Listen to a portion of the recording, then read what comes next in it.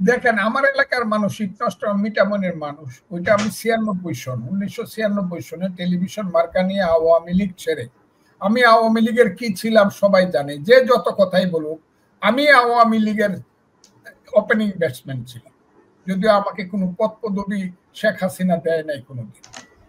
আমি opening batsman ছিলাম, হানিফের election agent ছিলাম, আমি মাগুরার ইলেকশনে চিফ ইলেকশন এজেন্ট ছিলাম, আমি সমস্ত কলেজ স্কুল বিশ্ববিদ্যালয়গুলিতে বক্তৃতা করে করে প্যানেল পাস করাইছি, এগুলো সবাই জানে। সেই আওয়ামী লীগের আমি 86 সনে এমপি ছিলাম, সমস্ত অ্যাকাউন্ট ছাইরা এলাকাতে গেলাম আমার এলাকার মানুষের সুখ দুঃখের সাথী হওয়ার জন্য। সেই এলাকাটা হলো ইটনা মিটামন অষ্টম, বলতে গেলে সমস্ত ভাটি এলাকার সাথে আমার সেই প্রাণের সঙ্গী আছে। সেই যে গেছিলাম, সেই 30 বছর যাবৎ সুখে দুঃখে সুদিনে দুর্দিনে মরণের জীবনে সমস্যার সমাধানে আমি তাদের সাথে আছি, এবং আমার লাশটাও মৃত্যুর পরে তাদের কাছেই যাবে। যে যত কথাই বলুক, আমাদেরকে হাওড় অঞ্চলের ইটনামিটামন অষ্টগ্রামের মানুষের কাছ থেকে কেউ দূরে সরাইতে পারবে না।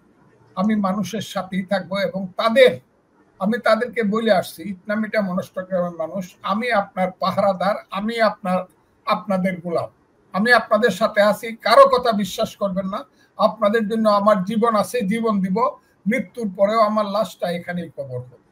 এই মানুষ হাজারে হাজারে আসে, এটা কোনো না, একটা টাকা দেওয়া হয় নাই, মানুষ নিজের খরচে আসে, আমার পকেট থেকে একটা টাকাও খরচ হয় না, কাউকে টাকা দেওয়া হয় না। এই যে শত শত নৌকা আছে, হাজার হাজার মানুষ আছে, 3 মাইল লম্বা মিছিল হয়। এই যে আমি ওতে গেলে অষ্টগ্রামে গেছি আমার দিনের নবী হযরত মুহাম্মদ সাল্লাল্লাহু আলাইহি সাল্লামের জন্মদিনে 12ই রবিউল আউয়াল, 7 কিলোমিটার লম্বা মিছিল হয়েছে, 150 গেট হয়েছে, 500 গরু জবাই হয়েছে, 500 500 ইউনিয়নে, এমনও গেছে একটা ওয়ার্ডে 3টা গরু জবাই হয়েছে, 4টা গরু জবাই হয়েছে, এইরকম অবস্থা। তো এই অবস্থায় দাঁড়ায়া মানুষের মধ্যে আমার যে প্রীতি, আমার যে ভালোবাসা, এবং মানুষের প্রতি আমার যে দরদ এবং শ্রদ্ধা বোধের জীবনে যাবে না মৃত্যু পর্যন্ত। কাজে ইটনা অষ্টগ্রাম মিটামনের মানুষকে আমি সালাম জানায় বলি, যারা যত কথাই বলো এই জামাত, রাজাকার, আলবদর এবং স্বাধীনতা বিরোধী শক্তি, এবং আমার বিরুদ্ধে এখন কিছু দাঁড়াইছে, কি করবো, আপনাকে 200 ভোট পাইবো না, কিন্তু 2 কোটি টাকা খরচ করতেছে এই চোরারা, কালা চোরারা, এরা কেউ চাকরি করতো, কেউ ওইটা করতো, লুটপাট করে টাকা করে খরচ করে ইউটিউব চালায়, বাজে কথা বলে, কিন্তু তা তো মানুষ আমার পক্ষে আছে এবং থাকবে, এই হলো কথাটা। কাজে আমি মানুষকে, আমার মিটামনের মানুষকে আমি বুকে ধারণ করি, অন্তরে ধারণ করি, এবং এই কারণে হাজার হাজার মানুষ আসে। আপনি একটা কঠিন সময় পার করেছিলেন, আপনার বাসার সামনে কতিপয় 4-5 জন তরুণী দাঁড়িয়ে আপনার বিরুদ্ধে স্লোগান দিচ্ছিল। পরবর্তীতে এর আগ থেকে আপনি এই অনুষ্ঠানেও বারবার বলেছিলেন যে কালো শক্তি, জামাত শিবির আপনার বিরুদ্ধে নানাভাবে অপপ্রচার করছে, আপনাকে বিএনপিতে প্রশ্নবিদ্ধ করার চেষ্টা করছে। আপনি ছিলেন বিএনপির মুক্তিযোদ্ধার দল, স্বাধীনতার ঘোষকের দল দাবি করা বিএনপির সবচেয়ে বড় অস্ত্র মুক্তিযোদ্ধা হিসেবে আপনি মুক্তিযুদ্ধের বয়ান বিএনপি থেকে সবচেয়ে বেশি প্রচার করছিলেন। সেই জায়গায় এই দাবি ওঠার পরে আপনার বিরুদ্ধে বিএনপি অ্যাকশনে গেল, আপনি জবাবও দিয়েছেন, যে অবস্থান আপনার ছিল সেইভাবেই আপনি জবাব দিয়েছেন। তারপরও বিএনপি কেন আপনাকে মানে রাজনৈতিকভাবে 3 মাসের জন্য কর্মকাণ্ড বা পদপদবি স্থগিত করলো, এটা কেন হলো আপনার কাছে কি মনে হয় একজন রাজনীতিবিদ হিসেবে? আমি আগে একটা উত্তর দেই। 24শে আগস্ট আমার বাসার সামনে 7 থেকে 10টা ছেলে মেয়ে আসছে, এর মধ্যে কয়েকটা ধরা পড়ছে, এদের প্রতি আমার বড় স্নেহ আছে, এদের জন্য আমার দুঃখ। এরা তো এটা করে না, এদেরকে দিয়ে কেউ না কেউ করাইছে, এবং করাইছে জামাত। এই যে মব গুলা হয়, মবের মূল নেতা হইল জামাত। আমি আবারও বলছি, মবের মূল নেতা হইল জামাত, এবং জামাত কিভাবে কি ধরনের ছেলে মেয়েদেরকে এইগুলা করায়, যারা এইসব স্লোগান দেয়, অথচ জামাত বলে তারা নাকি ইসলাম, তারা ইসলামের নামে রাজনীতি করে। এইসব ছেলে মেয়েদেরকে গাছের তালে কাওয়া স্লোগান যারা, এরা নাকি আবার ইসলাম। এরা তো সব হলো জামাত শিবিরের ছেলে পেলে, এরা কেন এত নষ্ট হবে? এদের প্রতি তো আমার মায়া আছে, কিন্তু জামাত শিবির এবং স্বাধীনতা বিরোধী শক্তি যারা এইসব ছেলে পেলেদেরকে হাজার হাজার কালো টাকা দিয়া কাজে লাগাইয়া ফজলুর রহমানের মতো বাড়ির সামনে বাজে স্লোগান দেওয়ায় মপ করায় সেই জামাত শিবিরের প্রতি আমার জীবনের সবচেয়ে কঠিনতম ঘৃণা রয়ে গেল। তবে এই ছেলে মেয়েরা মানুষ হইতে আমি দোয়া করি, এমনকি আমি এটাও দোয়া করি এরা যদি তাদের ভুল বুঝতে পারে মানুষ হইতে চায়। আমি একজন সিনিয়র অ্যাডভোকেট, আমার ওয়াইফ অ্যাডভোকেট, আমার ছেলে ব্যারিস্টার, ওই কোর্টে আমার শত শত আমার জুনিয়র আছে ওই জজ কোর্টে। আমি এদেরকে জেলখানা থেকে বের করব এবং তারা যাতে সুস্থ জীবনে ফিরে যেতে পারে আমি চেষ্টা করব। যদি তারা আমার সঙ্গে যোগাযোগ করে, আমি দোয়া করি এরা জামাত শিবির এই কালো শক্তির এই থেকে চক্রান্ত থেকে বেরিয়ে আসা ভালো মানুষ হোক। আমি জামাত শিবিরকে বলবো মনে রাখেন কিন্তু আমার সঙ্গে কিন্তু আপনারা এই কাজগুলা করতেছেন। আপনারা শুধু হত্যা করতে চাইতেছেন তা না, আমার নামে অপবাদ দেওয়ার জন্য অনেকগুলা ইউটিউব খুলছেন। আগে গালি দিতেন, এখন মিথ্যা প্রচার করেন। এবং এটা আমার গ্রামে আমার ধারণা আমার 24টা ইউনিয়নের প্রত্যেকটা ইউনিয়নের একটা করে ইউটিউব খুলছে আমাকে শেষ করে দেওয়ার জন্য। এবং জামাত শিবির এমন করতেছে, শত শত কোটি টাকা খরচ করতেছে আমার এলাকায়। এই যে ঈদ গেল, মানে ঈদুল আজহা, প্রত্যেক গ্রামে গ্রামে জামাতের নামে গরু দিছে এবং প্রয়োজনে তারা শত শত কোটি টাকা খরচ করবে। আমি যাতে প্রথমত আমি যাতে দল থেকে নমিনেশন না পাই, 2 নম্বর আমি যাতে পার্লামেন্টে না যেতে পারি। কারণ আমি যদি পার্লামেন্টে যাই তাহলে এদের 14 গোষ্ঠী উদ্ধার হয়ে যাবো। এদের যে কালো মুখটা আছে এটা আমি সারা দুনিয়ার সামনে উন্মোচিত করে দেব। জামাত শিবির শেষ চেষ্টা করবে হয় আমাকে মাইরে ফেলতে এবং সর্বশেষ আমি যাতে পার্লামেন্টে যাইতে না পারি সেইটা আমার দলকে অনুরোধ করে হোক, যেবা হোক অথবা টাকা খরচ করে হোক সেটা চেষ্টা করবে।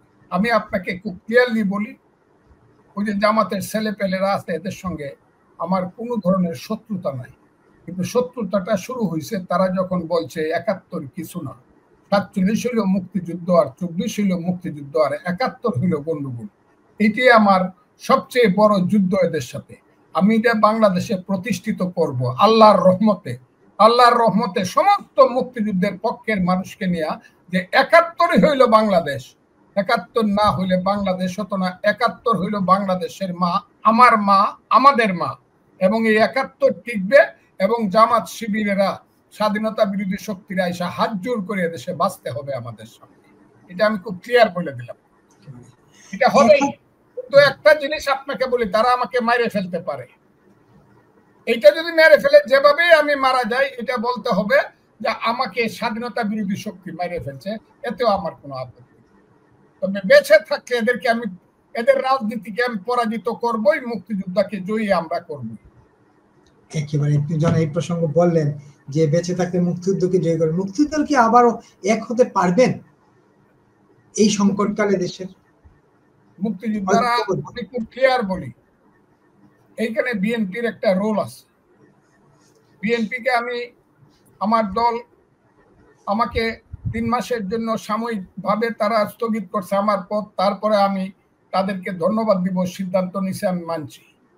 কিন্তু একটা কথা বিএনপিকে আমি বলবো যে বিএনপি না থাকলে এখন কিন্তু জামাত এই সংবিধানটা উড়ায় দিত।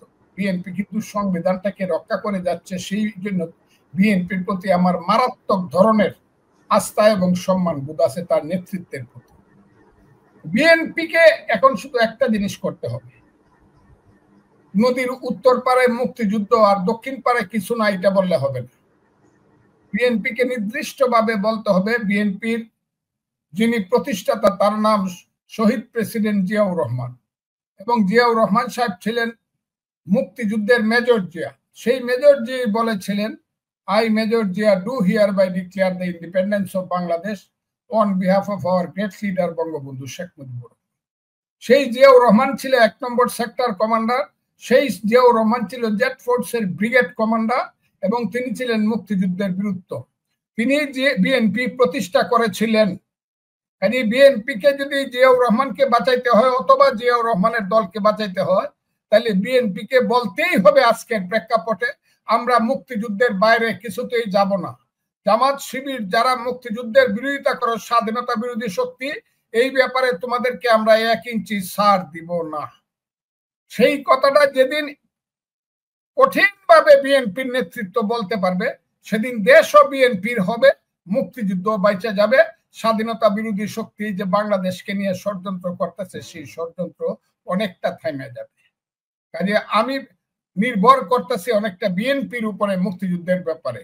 দুই, আমি জানি না বিএনপি এই ব্যাপারে কতটুকু আগাবে, কিন্তু বিএনপি যদি নাও আগায়, বিএনপি যদি কমও আগায়, এই দেশে মুক্তিযুদ্ধ যতদিন কথাটা থাকবে, চন্দ্র সূর্য যতদিন থাকবে, মুক্তিযুদ্ধের প্রজন্ম থেকে যাবে এবং মুক্তিযোদ্ধারা এক হবে, এবং মুক্তিযোদ্ধারা এক হয়ে একটা রাজনৈতিক শক্তি প্রতিষ্ঠিত করবে।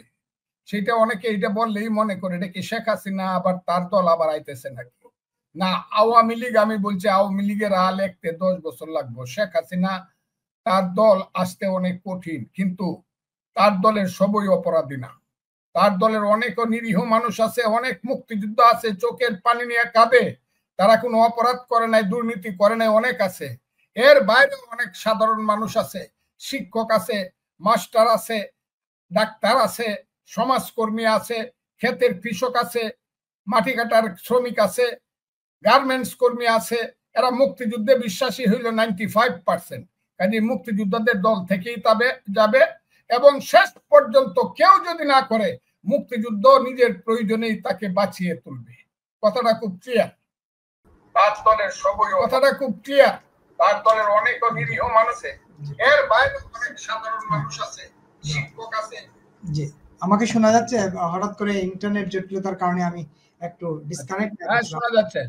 আমি কথা শুনছিলাম, আপনি বলছিলেন, আমি অনেকগুলো কথা শুনছিলাম, আমার ইন্টারনেট কানেক্টের একটু ব্যবস্থা করছিলাম। যে আপনি বলছিলেন যে বিএনপি সংবিধান রক্ষা করেছে, এটা একদম এখন পর্যন্ত খুব দৃশ্যমান যে বিএনপি সংবিধানের ব্যাপারে তাদের অবস্থান খুবই। কিন্তু মুক্তিযোদ্ধাদের যে এত হেনস্থা করা হচ্ছে, এই জায়গায় বিএনপির কোনো টু শব্দ নাই। আপনার পরপরই লতিফ সিদ্দিকী আক্রান্ত হলেন। লতিফ সিদ্দিকীরা কোনো যুদ্ধ করতে যান নাই, কোনো গোপন মিটিং করতে যান নাই, কিন্তু মবাররা তাদেরকে আক্রান্ত করলো এবং তারা সংবিধান নিয়ে কথা বলছিলেন। সেখানে একজন বিশ্ববিদ্যালয়ের অধ্যাপক ছিলেন, হাফিজুর রহমান কার্জন ছিলেন, আরো অনেকে। শেষ পর্যন্ত আবু আলম শহীদ খান এবং ভূঁইয়া শফিকুল ইসলামকেও 2-3 দিন আগে, 1 সপ্তাহ আগে আবু আলম শহীদ খানকে এবং 3 দিন আগে ভূঁইয়া শফিকুল ইসলামকে গ্রেফতার করা হয়েছে। এই তাদের বিরুদ্ধে সন্ত্রাস দমন আইনে মামলা হয়েছে। এই যে মুক্তিযোদ্ধাদের হেনস্থা করেছে, বিএনপির কেন এখানে চুপ? কেন বিএনপি কেন কোনো কথা বলছেন? আপনার কাছে কি মনে হয় একজন রাজনীতিবিদ হিসেবে? এই ব্যাপারে বিএনপি আগে থেকে কথা বলতো, তাই তো জামাত চুপ হয়ে যেত অনেক আগে।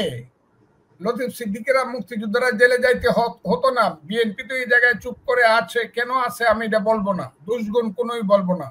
আর আমি এখন আছি একটা 3 মাসের একটা অনাস্থার মধ্যে। কি, আমি কোনো কথা মানে দলের কোনো পদে নাই, কাজে বিএনপির হয়ে আমি কোনো কথা বলবো না। তবে আমি ব্যক্তি হিসাবে লতিফ সিদ্দিকীর মতো একজন বয়স্ক প্রবীণ রাজনীতিবিদ, দেশের জন্য যিনি মুক্তিযুদ্ধ শুধু করেন নাই, অনেক কিছু করেছেন।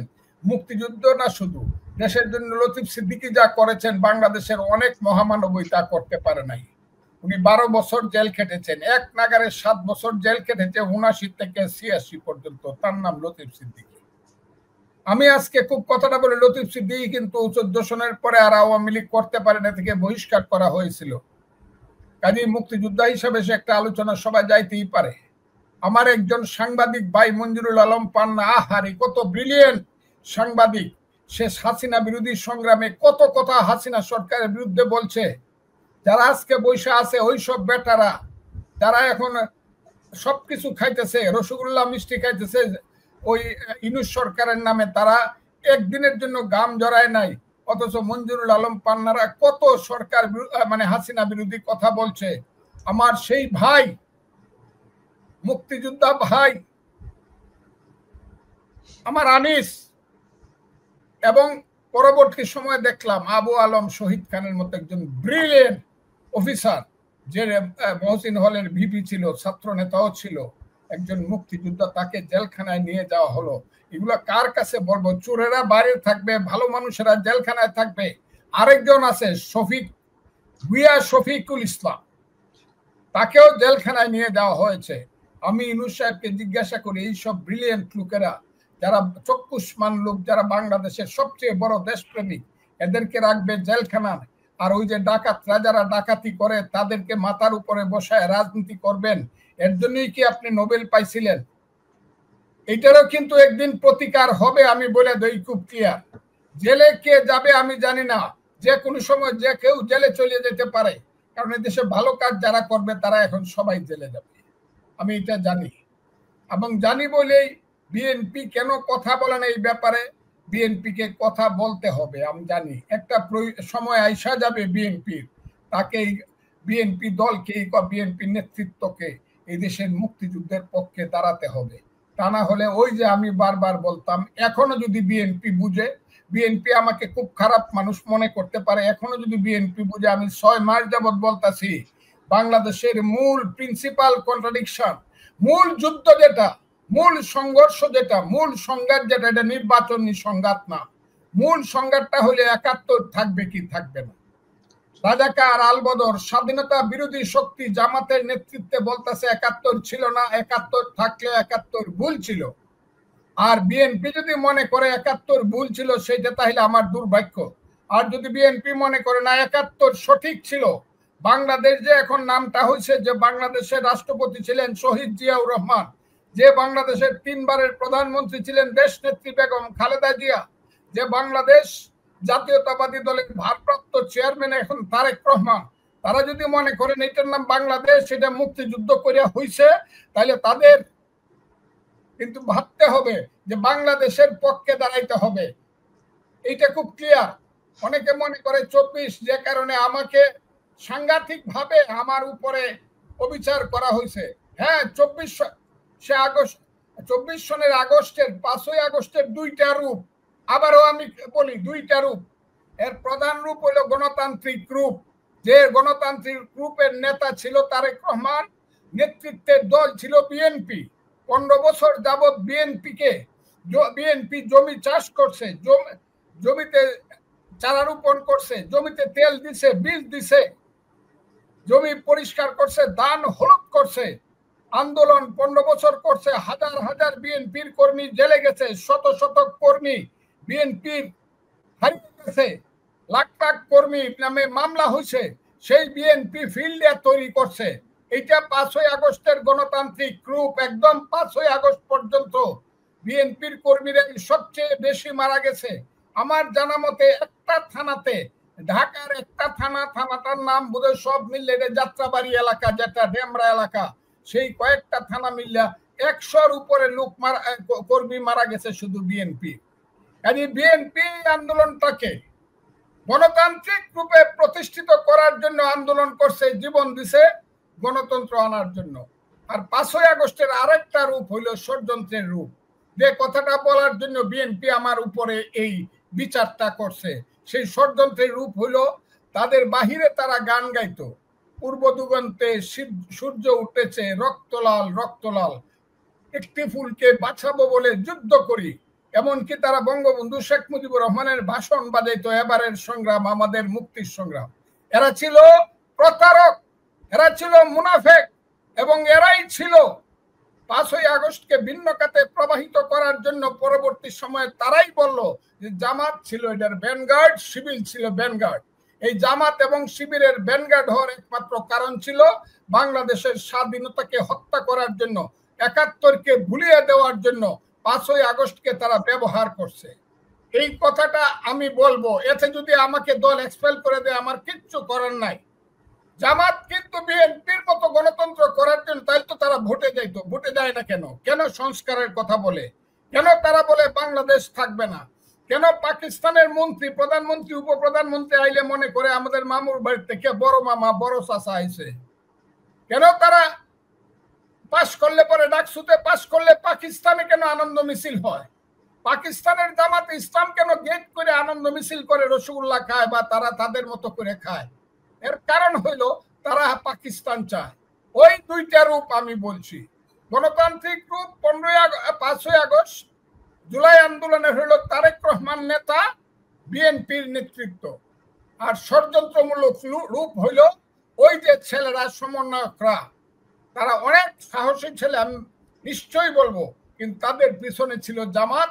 তারা জামাতের কথায় কাজ করছে এবং জামাতকে নেতৃত্বে নিয়ে এখন বাংলাদেশকে ধ্বংস করে নির্বাচন করব না, এই করব না কইয়া এখন এটাকে নতুন করে পাকিস্তান বানাইতে চায়, মুক্তিযুদ্ধকে ধ্বংস করতে চায়। আমি মনে করি এই ব্যাপারে বাংলাদেশের মানুষের সাবধান হওয়া প্রয়োজন আছে এবং মুক্তিযুদ্ধের পক্ষে দাঁড়ানো প্রয়োজন আছে। এই আমার দল যদি বুঝে, আর না বুঝলে আমার কিছু করার নাই, আমার কপাল খারাপ। এই মুক্তিযুদ্ধের দাঁড়ানোর কথা বললেন আপনি, এই জায়গাটা আমি আবার বলি, ডাকসুতে পাস করলো ইসলামী ছাত্র শিবির, তারেক রহমানের নামে বিরুদ্ধে স্লোগান দিয়ে গেল, এই তারেক তুমি জানো নি কে হইছে বিপিনি, এগুলো স্লোগান দেয় কেন? তাহলে তাদের সমস্ত জিতটা হলো বিএনপির প্রতি।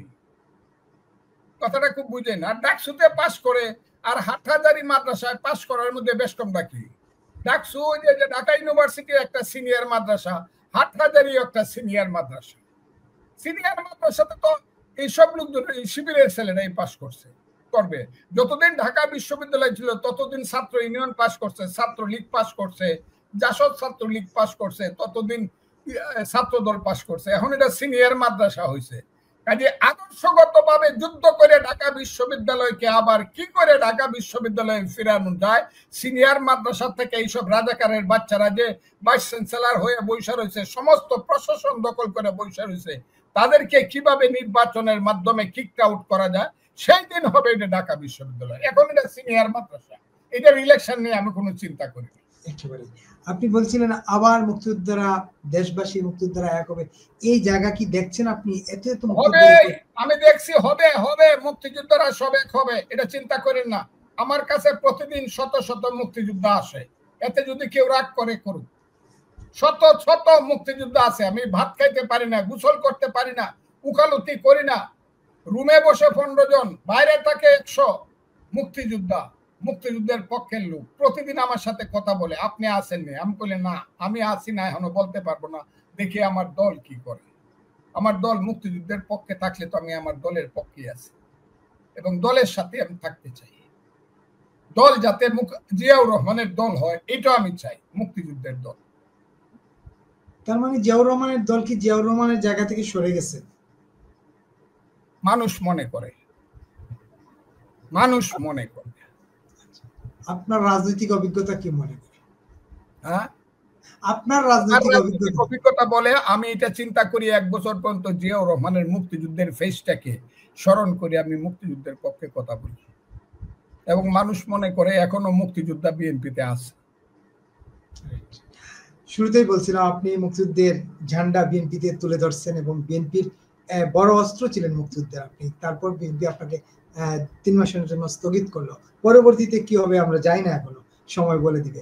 কিন্তু আমার পার্টির জেলার সম্মেলন আছে, ওই জেলায় আমি 8 বছর প্রেসিডেন্ট এবং আহ্বায়ক ছিলাম। এই দলটা আমি কিশোরগঞ্জের জেলায় গড়ে তুলছি।